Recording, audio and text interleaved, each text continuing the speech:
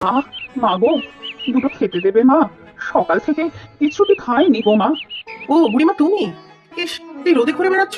বসো বসো, এই উঠোনে বসো তো দেখি। একটু জল বাতাসে দিচ্ছি, খাও, তারপর আমি ভাত দিচ্ছি। বড় ভালো মেয়ে তুমি মা, ভগবান তোমার মঙ্গল করবেন। এই নাও জল খাও, ভাতটা হয়ে এলো বলে। ঠিক আছে মা, এই তো পেটে কিছু পড়লো, এবারে আস্তে সুস্থে করো মা। তা বুড়িমা, তোমার নাতনি চম্পার কি খবর? বিয়ের পর জামাইকে নিয়ে আসে? সে থাকে বহু দূর, নাত জামাই সেখানে কাজ করে তো। এখানে আসতে শুনেছি 2-3 দিন লাগে। থাক, যেখানেই থাকুক, ভালো থাকলেই হলো। তোমার এখন তাহলে ঝাড়া হাত পা। আগে তো কত বাড়িতে কাজ করতে। হ্যাঁ, কাজ করেই তো নিজেরটা আর চম্পার সব খরচ জোগাতাম। বিয়ে থা তো আর করলাম না। ও মা, তাহলে চম্পা তোমার নিজের নাতনি নয়? না, অনাথ মেয়ে ছিল, নিজের কাছে এনে মানুষ করলাম। একাই ভালো ছিলাম, মাঝখানে মায়ার বাঁধনে বাঁধলো। এখন তো আবার সেই একা। এখন তো আর কারো বাড়িতে কাজ করতে পারো না, তাহলে চলে কিভাবে? চলে আর কোথায়, একবেলাই তো খাই এখন, রোজ তাও জোটে না। এই নাও বুড়িমা, আজ কিন্তু বেশি কিছু নেই। বেগুন পোড়া, সর্ষের শাক আর কাসুন্দি। ও মা, গরম ভাত আর বেগুন পোড়া! আহা, আর কিছু আবার লাগে নাকি? কটা কাঁচা লঙ্কা দাও মা। এই লঙ্কা আর ধনে পাতা বাটা। আহারে, এ তো অমৃত! অনেক আশীর্বাদ করি মা। তুমি খাও বুড়িমা, ভাত লাগলে বলবে। না না, আর কিচ্ছুটি লাগবে না। তা তুমি খাবে না মা? হ্যাঁ খাবো, তার আগে মুরগিগুলোকে খাওয়াবো, পুকুরে কাপড় কাচবো, স্নান করবো। ততক্ষণে তোমার জামাইও কাছ থেকে ফিরবে, তারপরে খাবো। তারপর আবার ছেলে ফিরবে স্কুল থেকে। খুব ভালো। তা তোমার ছেলে পুলে কটি? ছেলে বলে নয় বুড়িমা, আমার একটাই ছেলে, কানু। খুব ভালো খেলাম মা, বেগুন পোড়া আর গরম ভাত। আহা! মাঝে মধ্যে চলে এসো গো বুড়িমা, একা একাই তো থাকি। আজ তোমার সাথে গল্প করে ভালোই কাটলো। এই যা, ভুলেই গিয়েছিলাম, ডাল বেটে রেখেছিলাম, বড়ি দিতে হবে তো। পরে তো রোদ চলে যাবে। ইস, আজ অনেক দেরি হয়ে যাবে স্নান করতে। এক কাজ করো মা, এখন বড়ি দিতে বসলে আবার কাপড় কাচবে কখন? তুমি পুকুরে যাও, আমি আস্তে সুস্থে বসে বড়িগুলো দিয়ে দিচ্ছি। তুমি বড়ি দেবে? কোমরে ব্যথা লাগবে না ঝুঁকে ঝুঁকে বসে বড়ি দিতে? না গো, পারবো। তুমি যাও তো দেখি। আচ্ছা, আমি মুরগিগুলোকে খাইয়ে পুকুরে যাচ্ছি।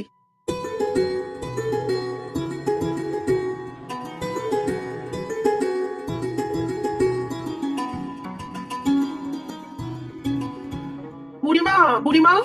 ও, চলে গিয়েছে নিশ্চয়ই। আমারই অনেক দেরি হয়ে গেল ফিরতে। ইস, কি সুন্দর বড়ি দিয়ে গিয়েছে, একেবারে পাকা হাতের কাজ।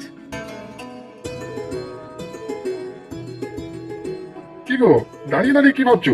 এই দেখো। এগুলো কি বড়ি বলে তো মনে হচ্ছে? এতগুলো বড়ি তুমি বসে বসে দিলে? না গো, আমি দেইনি। তাহলে কে দিল? বলবো সব, আগে হাত মুখ ধুয়ে খেতে বসো। আমি কাপড়গুলো মেলে আসছি। তা ঠিক বলেছো, খুব খিদে পেয়েছে।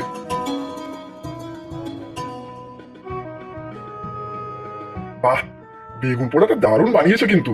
আর কাসুন্দি দিয়ে সর্ষে শাকও বেশ ভালো। শীতকালের আমার পছন্দের খাওয়া। আর চম্পার ঠাকুমা, সেই বুড়িমা এসেছিল। ও, তাই নাকি? কখন? দুপুরে, এই তো কিছুক্ষণ আগেই গেল। উনি তো বড়িগুলো বসে বসে দিলেন। চম্পা তো নেই, খুব কষ্ট ওনার। খুব ভালো ওই বুড়িমা। আমার ছোটবেলায় একবার মার খুব অসুখ হয়েছিল, বাবাও কাজের জন্য বাইরে বাইরে থাকতেন। তখন এই মাসিমা আমাদের সংসারের হাল ধরেছিল। মার সেবা যত্ন থেকে আমাদের রান্না বান্না। খাইয়ে দিয়েছে ওনাকে, খুব খুশি হয়েছেন। তা ভালোই করেছো। ওনার তো এখন আয় বলতে সেরকম কিছু নেই। দেখি একদিন গিয়ে কিছু চাল ডাল কিনে দিয়ে আসবো। আমি একটা কথা বলবো, রাগ করবে না তো? রাগ করবো কেন? কি বলবে বলো। চাল ডাল দিলে ভালোই হবে, তবে ওনার কষ্ট করে রান্না তো করতে হবে। তার থেকে যদি রোজ দুপুরে এখানে খেয়ে যেতে বলি, তাহলে? তাও ভালো, তবে তোমার উপর আরো চাপ বাড়বে তো। সেই সকাল থেকে কত কাজ তোমার, ছেলের খাওয়া, স্কুলের টিফিন, ঘরের রাজ্যের কাজ।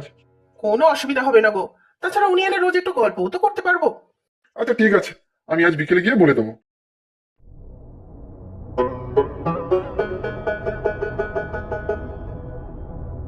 ওই দেখুন মাসিমা, আমার ছেলে কানু।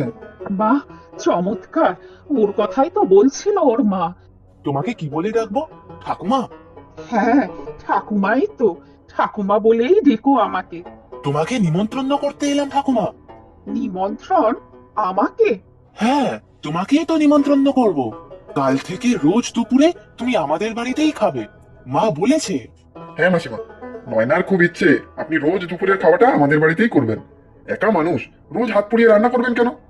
উমা, সত্যি? তাহলে তো বেঁচেই যাই। নিজের জন্য আর ইচ্ছে করে না রান্না করতে। চম্পাটা যখন ছিল। চম্পা কে ঠাকুমা? চম্পা আমার নাতনি। বিয়ের পরে আমাকে ছেড়ে অনেক দূর চলে গিয়েছে। কতদিন হয়ে গিয়েছে, একবার চোখের দেখাটাও দেখতে পাইনি। কাঁদছো কেন ঠাকুমা? আমি তো তোমার নাতির মতোই, বলো। হ্যাঁ, হ্যাঁ, তাই তো তুমিই তো আমার নাতি। তাহলে ওই কথাই রইল বুড়িমা, কাল থেকে দুপুরে আমাদের বাড়ি চলে যাবেন।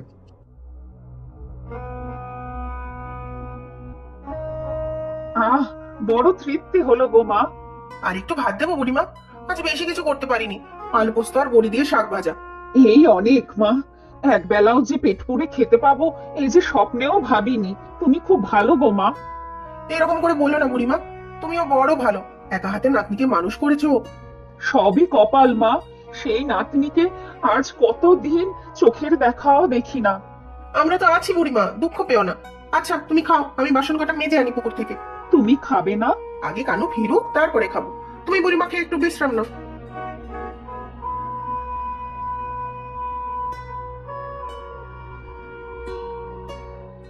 ও কানু, কানু, ও ঠাকুমা, এসো এসো। তোমার মা কোথায়? মা পুকুর পাড়ে কাপড় কাচতে গেছে। আমাকে বলে গেছে তুমি এলে তোমাকে যেন বসতে দেই। এই তো আমি বসছি। আজ তোমার স্কুল নেই বুঝি? না গো ঠাকুমা, আজ আমার স্কুল ছুটি। ও ঠাকুমা, একটা গল্প বলো না। দেখো পাগল ছেলের কাণ্ড। আমি আবার কি গল্প বলবো? তোমার ছোটবেলার গল্প বলো না। বলো না ঠাকুমা।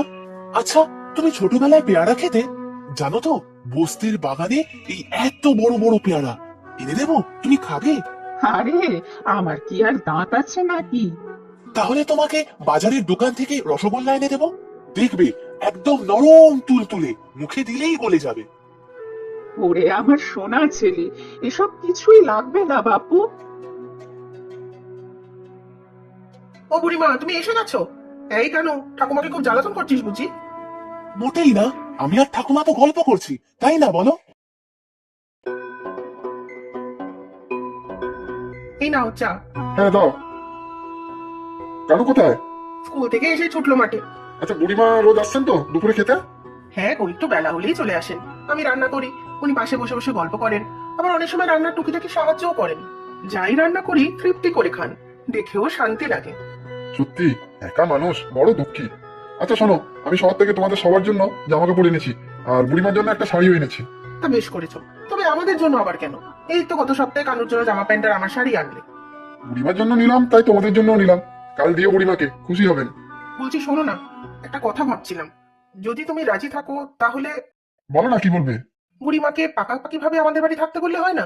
একা মানুষ, আমাদের সাথেই থাকলো না হয়। কানুকে উনি কত ভালোবাসেন, আর আমারও কেউ থাকবে একটু কথাবার্তা বলার জন্য। আমার কোনো আপত্তি নেই। তাহলে চলো, আজ বিকেলে দুজনে শাড়িটা নিয়ে যাই, একেবারে ওনাকে নিয়ে চলে আসি। সেই বরং ভালো হবে।